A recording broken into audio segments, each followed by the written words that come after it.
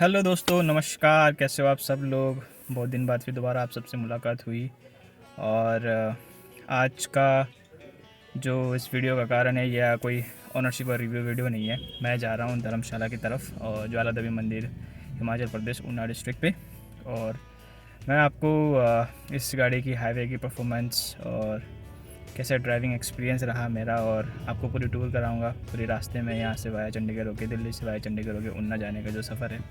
मेरे बड़े भाई अभी होम टाउन से फ़्लाई करके दिल्ली आ रहे हैं और मैं उनको पिकअप करने जा रहा हूँ एयरपोर्ट पे, IGA टर्मिनल 3 पे। और उनसे भी मैं आपसे मिलाऊंगा और उनके साथ ये सफ़र शुरू होगा। और आप जारी रहिए और मेरे साथ बने रहिए। मैं आपको सारी चीज़ एक्सप्लोर कराऊंगा, कैसे कैसे मैं यहाँ से गया और क्या क्या चीज़ों का हमने इस्तेमाल किया, कहाँ हमने होल्ड किया, कहाँ हमने खाए पिए। और ये एक दिन का टूर है। आज शाम को निकलेंगे और कल शाम को हम वापस दिल्ली आ जाएंगे। बस इतना सा सफ़र है और इस सफ़र को जारी करते हैं। और भाई, उस सफ़र की शुरुआत हो चुकी है। इस वक्त मैं निकल चुका हूँ अपने घर से और फ़िलहाल एयरपोर्ट की तरफ निकल रहा हूँ अपने भाई को पिकअप करने के लिए। और सफ़रनामा इस तरह से चलता रहेगा, मैं आपको दिखाते रहूँगा रास्ते पर हमने क्या क्या चीज़ें देखी। और फ़िलहाल इस तरह से है मेरा घर के आगे का लोकेशन। ये है दिल्ली कैंट एरिया और यहाँ से मैं निकलूँगा टर्मिनल 3 के लिए। यहाँ से है आपको 15 किलोमीटर है टर्मिनल 3। और भाई का फ़ोन आ चुका है मुझे कि वो लैंड हो चुका है। और मैंने उसे कह दिया कि मैं 10 मिनट में पहुँचना, बट ऑनेस्टली बता रहा हूँ यहाँ से आधे घंटे लगने वाले हैं। तो फ़िलहाल मैं लेट हूँ और मिलता हूँ आपसे। अब मैं आ चुका हूँ टर्मिनल 3 एयरपोर्ट पे। और जैसे कि बताया, भाई लैंड हो चुका है और इसी चक्कर में शायद मैंने कहीं रेड लाइट जंप कर दिया और पुलिस वालों ने पकड़ लिया मुझे। चालान लगी है भाई साहब। रिश्वतखोरी दे के 400 रुपये दे के छुटवा के आया हूँ। 5,000 रुपये के चालान कह रहे थे ये। भाई को बताऊँगा, बड़ा गुस्सा करेंगे, इतनी तेज़ गाड़ी क्यों चलाया। भाई गाड़ी तेज़ नहीं चलाया, पता नहीं दिमाग से आँख नहीं पड़ी भाई बत्ती पे, ऐसे हो गया। चलो वेट करते हैं भाई साहब के। और ये देख लो, अभी हम टर्मिनल 3 पे हैं एयरपोर्ट पे। तो भाई पहुंच चुके हैं गाड़ी पे और ये है मेरे बड़े भाई। इसके बाद करते हैं और चले फिर सफ़र की शुरुआत।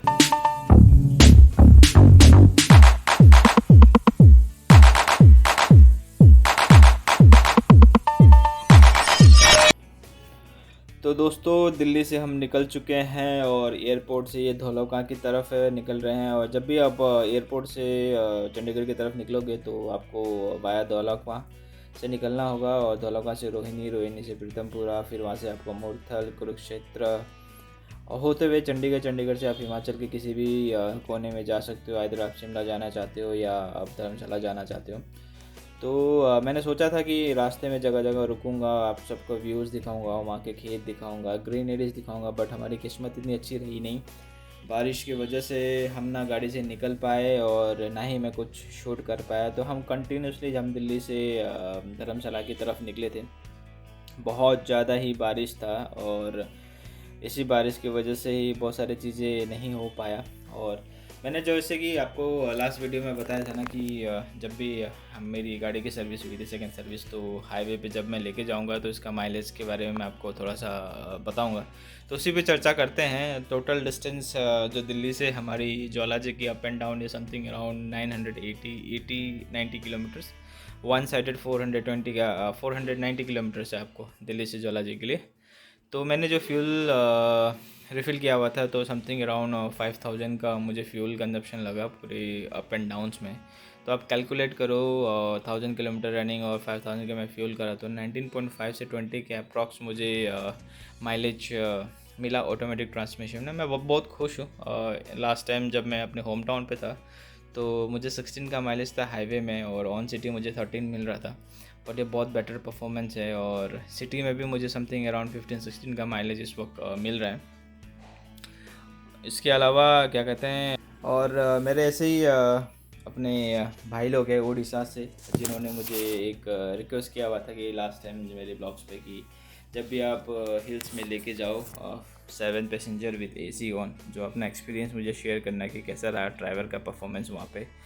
तो जितेंद्र भाई, बहुत सारा प्यार मेरे तरफ से यहाँ से भी आपको। और हम 7 लोग तो नहीं थे, हम 2 ही लोग थे। और हिल्स का जो एक्सपीरियंस मुझे रहा है इस गाड़ी के साथ, बिल्कुल ही बेहतरीन। मुझे कहीं ऐसा भी पावर ऑफ लैगिंग का महसूस नहीं हुआ।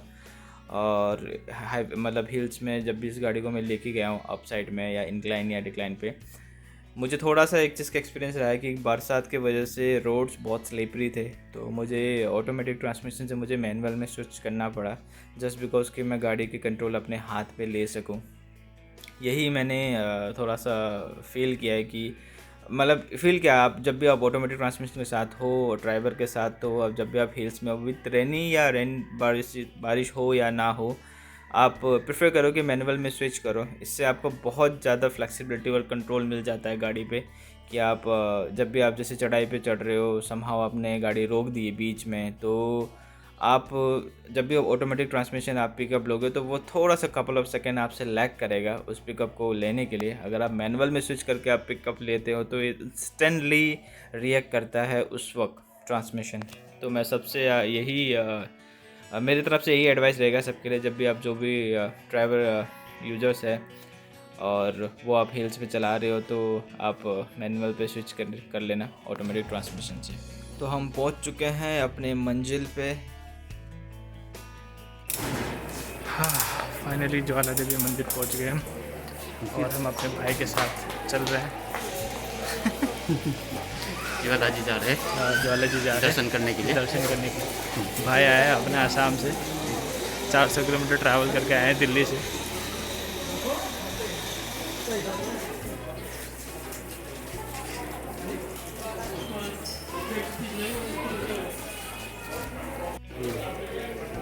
कैसे दिए टोकरी? 100 रुपये की।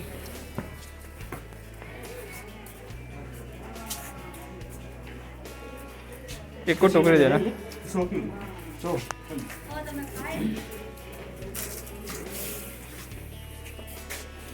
नारियल में है पानी? सूखी सूखी लग रही है। हाँ?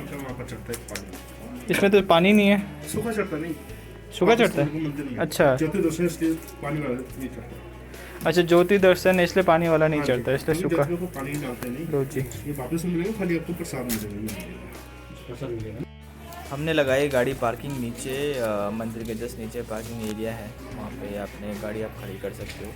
इसके बाद सबसे अच्छी बात तो यहाँ सीढ़ी नहीं है, स्लोप वे है, आप आराम से मध्यम मध्यम चलते चलते ऊपर की तरफ जा सकते हो। और नीचे से ऊपर जो मंदिर की जो मेन गेट है वहाँ का डिस्टेंस समथिंग अराउंड आधा किलोमीटर अप्रॉक्स है। और इसी रास्ते में दोनों साइड्स मंदिर पे चढ़ावा के लिए सारे ही सामग्री आपको मिल जाएगा, जो भी आप चढ़ाना चाहो, चुन्नी या इसके बाद फल वगैरह या आपके प्रसाद वगैरह।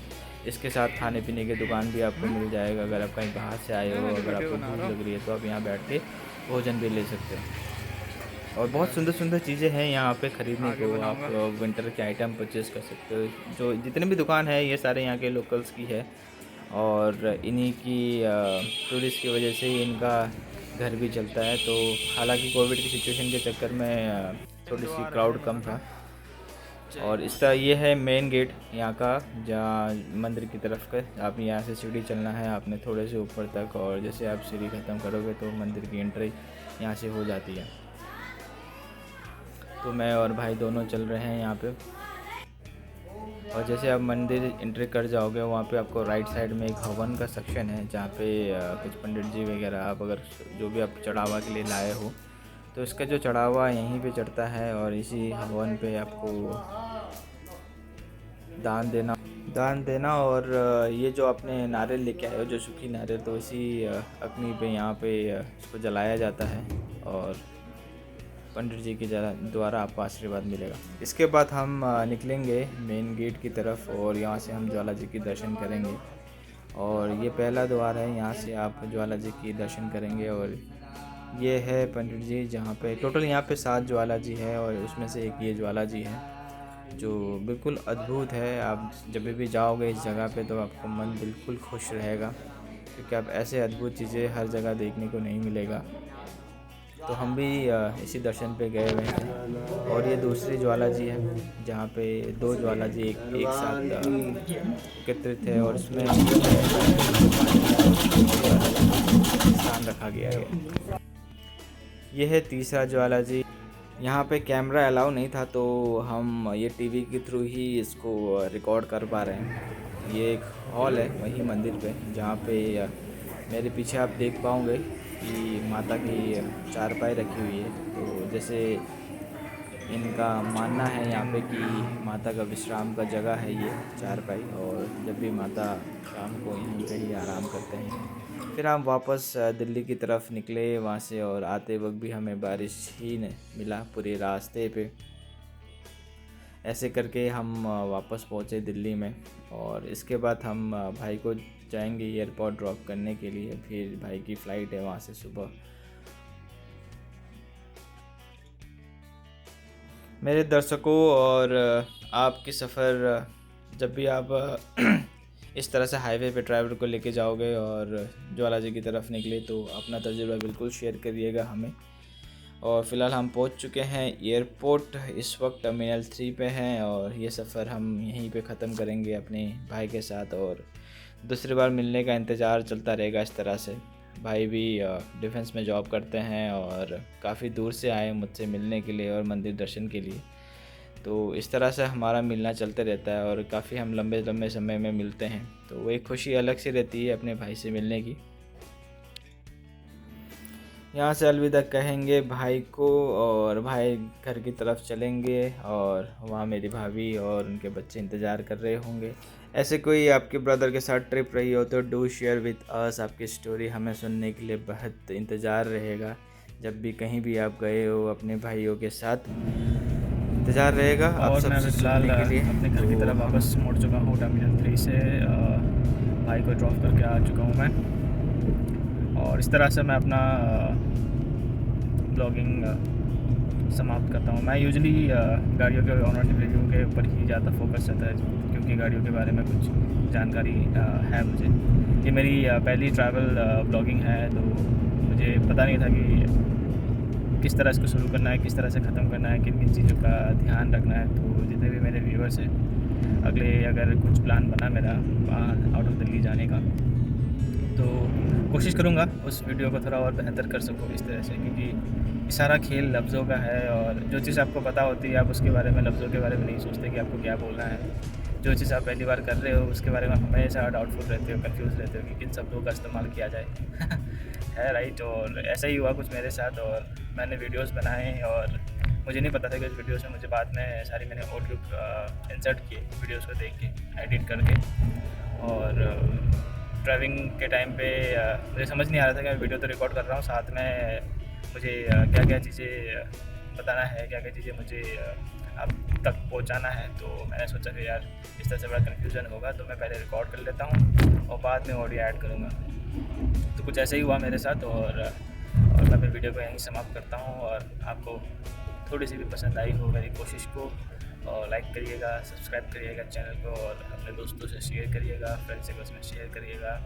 अभी सब्सक्राइबर थोड़े थोड़े इंक्रीज़ हो रहे हैं, तो आप सब लोगों का प्यार मुझे इसी तरह देते रहिए।